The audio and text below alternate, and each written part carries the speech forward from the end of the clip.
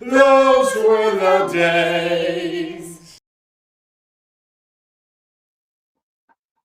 Hey everyone, back with another edition of Those Are the Days Extended. I'm Justin Lee Harold, and this week I am actually taking you back to February 13th. Excuse me. February 13th, 2007, where Lucas unexpectedly proposes to Sammy and she accepts.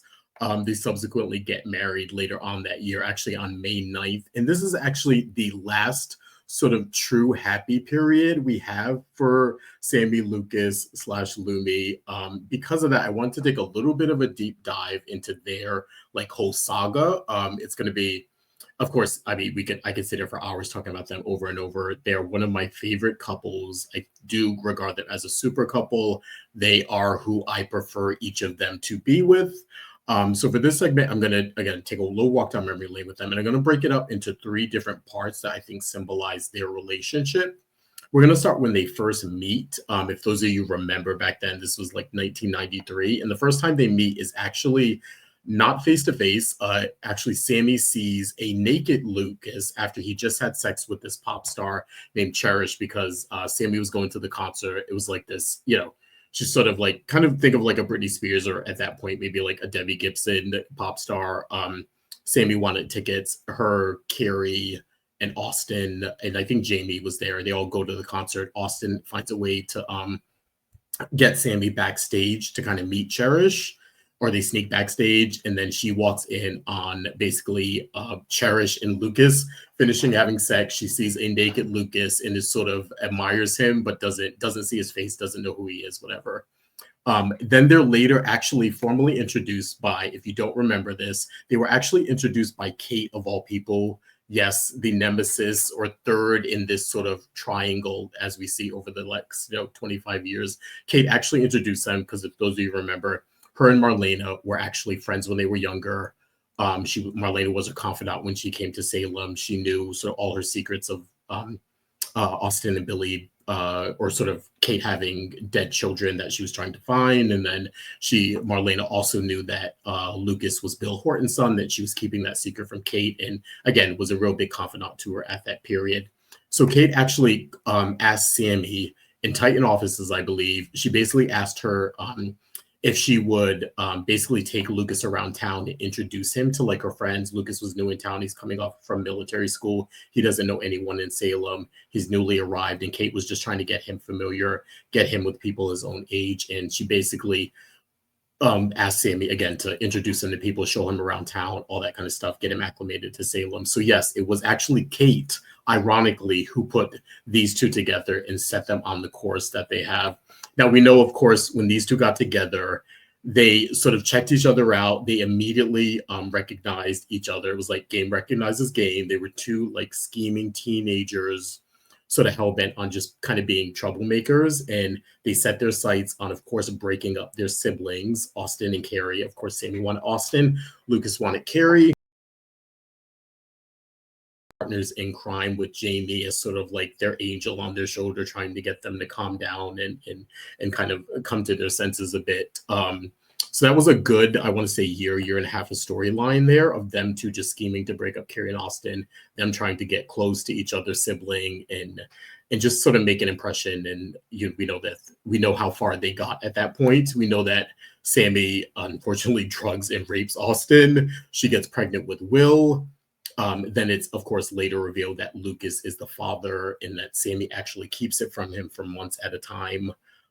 That was sort of their first iteration of them as I don't want to say couple, but them two together. Again, they started off as scheming teens who had one goal in mind, and in that they actually developed this really sweet friendship that I think people were really drawn to at the time. And it was like, okay, why aren't these two together? But you could also see that they had this obsession with Carrie and Austin. And it was like these, even though they had slept together that one time, I think it was considered just a one off of all these two sort of characters need each other and they're best friends. And, they needed companionship that night. And that was it. Later, we find out 2 years later that, of course, Lucas is the father of Will and not actually Austin. And next, we're going to get into this next phase, which I consider like the Sammy Lucas feud or the Sammy Lucas, years of feud. This is pretty much from the day that Lucas finds out he's Will's father. Him and Sammy are at war. He feels betrayed that she would know the truth and know the paternity and keep it from him. She feels like she did it for a good reason. At this point, she's getting so close to Austin, and it's like she's almost there to getting him, and she doesn't want this to sort of get in the way. So that was sort of her reasoning. But ever since that moment, for the next 10 to 12 years, these two are at each other's throat. Everything from Lucas marries Nicole to gain custody, leverage on Sammy. Sammy lied and said that Lucas hit Will and he was abusing him, and then she got custody. Then it was Lucas and Kate set up Sammy for Franco's murder, where she was almost executed. Then it was Sammy at one point uses Kate's history as a prostitute and to blackmail her and to blackmail Victor. She gives him a stroke, and then Lucas and Kate sort of team up in honor of Victor to sort of kill Sammy. And that's when I don't know if you guys remember this. And when I was doing research, it doesn't always come to mind, but when I was doing research on their history, I remember this so distinctly, and I was trying to find a picture. If anyone else does, please put it in the comments. But do you guys remember when Kate came up with the animatronic Will doll, and the idea was that her and Lucas were gonna either kind of like drug or disorient Sammy, and they were gonna put the doll on a cliff, and that Sammy would go to save Will essentially and fall off the cliff to her death. This was during that period where they were trying to get revenge for Victor's stroke. And again, this was about 10 to 12 years of them going after each other, back and forth, doing things to pit Will against each other. Kate was 100% the third in this relationship with them. Of course, she was mostly on Lucas's side, but it was a good 10 to 12 years of them just back and forth with each other. Then we had, of course, the whole Stan saga we've talked about endlessly before. We had the on and off again relationships with both Brandon Walker and at that point EJ Wells, which we later finds out is EJ Demira. But yeah, this was the period of time where most of the 90s into the 2000s was Sammy and Lucas at each other's throat. There was a brief period where Lucas was in a coma for a couple of years, so Brian was off the show. But other than that, this period of their time was just them fighting each other. It was like the War of the Roses all over Will, trying to pit each other against each other to gain leverage.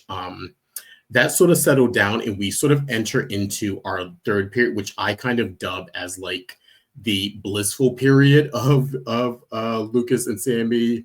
I think this is when Lumi fans took a little bit sigh of relief, and we felt like we were actually getting a redo with them. This is when Brandon left town. EJ basically shown his true colors, and his identity was revealed. Sammy and Lucas finally reached this period of happiness. At this point, they decide to give their relationship another chance, and this is when they get engaged, which I referenced above, February 13, 2007. They're later married that year, May 9th, 2007. We all know sort of what happens here. They're in this sort of gleeful period. They're back together. They have a new perspective on their relationship. They've forgiven each other for everything in the past. Then, of course, we all know what happens. Sammy actually conceives Allie naturally. Johnny, not so much. Johnny is conceived, we know, by force. And again, this storyline is going to come up. We saw a preview of it in the main storyline, the main show, that this is going to come to a head now, almost 20 years later now.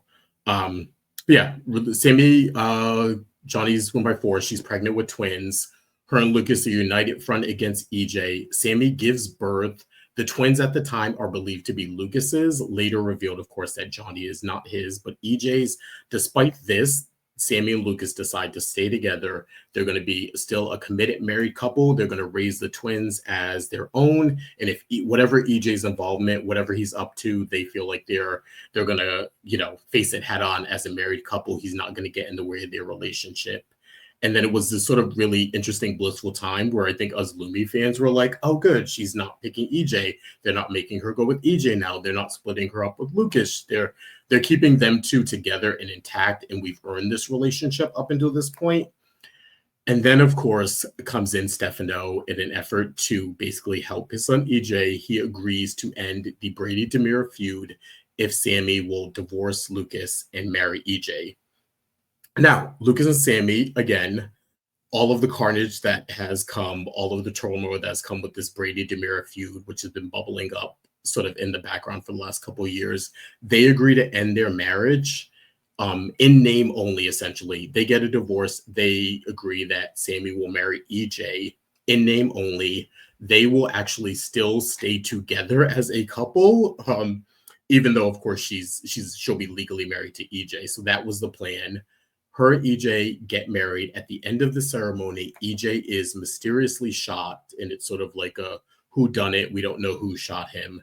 Later, Lucas reveals that it was him. He is sentenced to prison, and later, of course, we find out that it actually wasn't Lucas, it was Will, who, in sort of revenge for his EJ sort of coming in between his parents and messing up his happy life, he decides he wants to take EJ out, and that if EJ is gone, then his parents can be together and they can live together as a happy, harmonious family. And Lucas, being the dutiful father, of course, takes the blame for it, is sentenced to prison. At this point, this is where Sammy and EJ sort of come back together. She forgives him for the rape. They also talk about what she did to Austin and how that impacted her decision to forgive EJ. So a lot of this is coming up. They're sort of having a revelation in their own relationship. Lucas is away. This is sort of the time that they come together and decide that they're going to move forward and that they actually conceive Sydney. So that's sort of how that happy period of Lumi sort of came together and broken up. Now, for me personally,